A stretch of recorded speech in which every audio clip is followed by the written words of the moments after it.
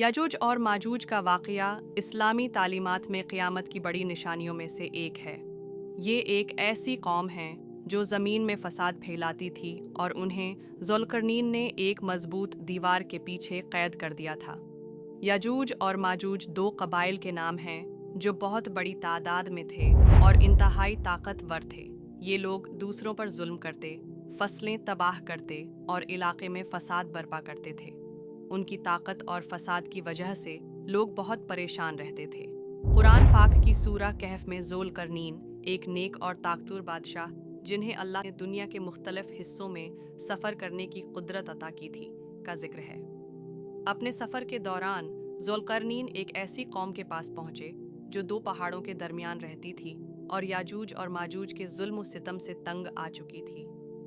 इस कौम ने ज़ुल्करनैन से दरख्वास्त की कि वो उन्हें याजूज और माजूज के शर से नजात दिलाएं। उन्होंने ज़ुल्करनैन को माली मदद की पेशकश भी की ताकि वो एक दीवार बना दें जो उन्हें याजूज और माजूज से बचा सके।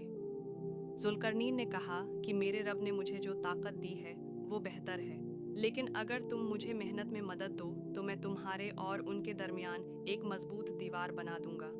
फिर उन्होंने लोहे के बड़े बड़े टुकड़े लाने का हुक्म दिया और उन्हें दो पहाड़ों के दरमियान जमा करना शुरू किया। जब ये टुकड़े दोनों पहाड़ों के दरमियान की जगह भर गए तो ज़ुल्करनैन ने हुक्म दिया कि उन्हें आग से दहकाया जाए। जब लोहा सर्ख हो गया तो उन्होंने कहा कि अब पगला हुआ तांबा लाओ ताकि उसे इस पर डाला जा सके। इस तरह लोहे और तांबे की एक इंतहाई मजबूत और हमवार दीवार बनाई गई जो इतनी बुलंद और मजबूत थी कि याजूज और माजूज उसे अबूर नहीं कर सकते थे और न ही उसमें सुराख कर सकते थे। इस दीवार ने उन्हें दुनिया से कैद कर दिया। क़यामत से क़ब्ल याजूज और माजूज का ज़ुहूर अहादीस मुबारका में ये बताया गया है कि याजूज और माजूज क़यामत की बड़ी निशानियों में से एक हैं। वो रोज़ाना इस दीवार को तोड़ने की कोशिश करते हैं और जब वो तकरीबन उसे तोड़ने के करीब होते हैं तो उनका सरदार कहता है कि बाकी काम कल करेंगे। अल्लाह की कुदरत से वो दीवार दोबारा पहले से भी ज़्यादा मजबूत हो जाती है।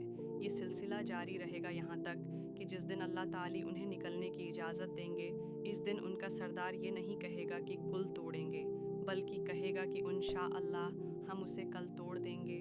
इस इंशा अल्लाह कहने की वजह से अगले दिन वो इस दीवार को मुकम्मल तौर पर तोड़ने में कामयाब हो जाएंगे और दुनिया में फैल जाएंगे।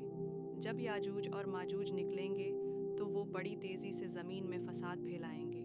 उनकी तादाद इतनी ज़्यादा होगी कि वो हर बुलंद जगह से उतरेंगे और हर चीज़ को तबाह कर देंगे।